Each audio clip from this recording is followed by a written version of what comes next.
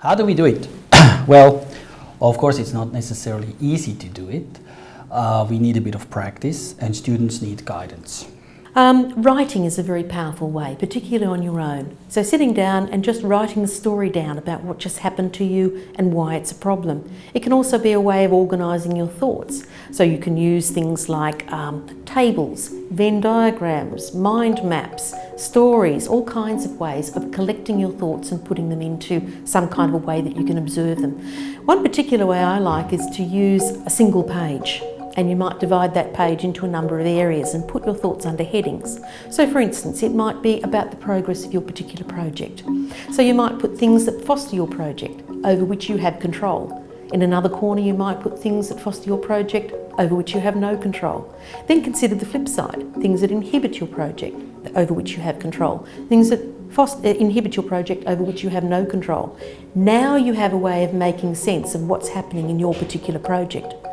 But you can move out of your own project and think about things from different viewpoints. So for instance, many students spend a lot of their time thinking about their project and them now in their project. And that's obvious and that's what's going to happen to you, but that's not the only thing we need to do. So you might, for instance, start thinking about it through different lenses. Through me, through the lens of my client, or whoever I'm talking to, through the lens of the organisation, or through the lens of the wider community. So it's also a way of breaking you out of just thinking about yourself in the moment and into something that's much broader than that.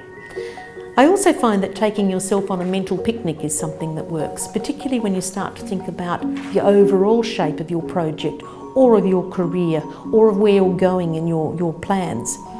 And the mental picnic is particularly powerful in making sense of what you're doing, but also looking at your accomplishments. We spend so much time thinking about the things that are going wrong with our projects or our life or where we're going that we don't take stock and start to think about the good things that have happened. And that's as an important part of reflection as anything else. You don't just have to do reflection on your own, however.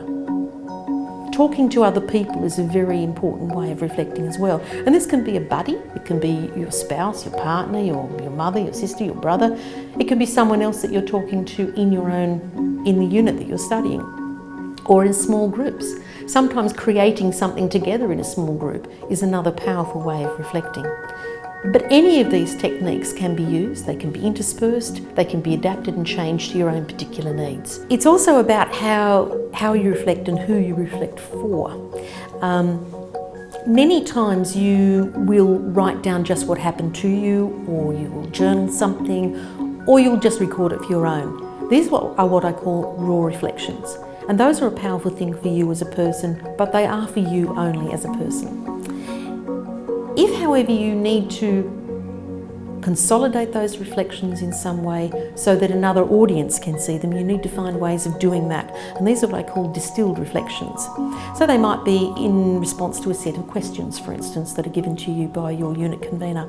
They might be just writing a narrative in a way that it'll make sense to someone else, not just you. You've used shorthands in your raw reflections, but you might need to actually make it into more of a narrative for someone else. It might also mean that you need to think more deeply. Sometimes having your raw reflections to go back through and look at can give you much longer insights or much deeper insights into what needs to be into the future. So using your raw reflections for another audience, or even to go back over and see if you can get more insights from them for yourself, are powerful ways of working through this as well. So we do have an over-reliance on journaling, and I think that is unfair to students.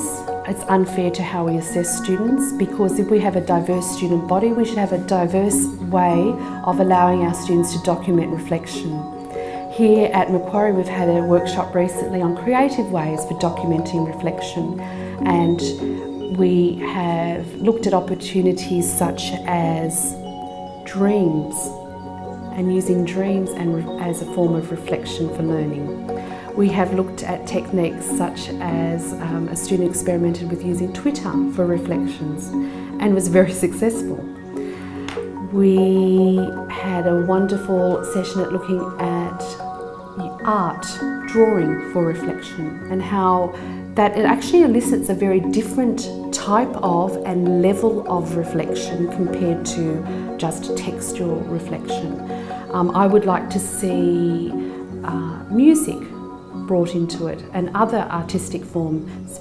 I have a goddaughter who's a student here and is about to go overseas for her participation, and they are asked to photograph each day for their reflective data collection, really.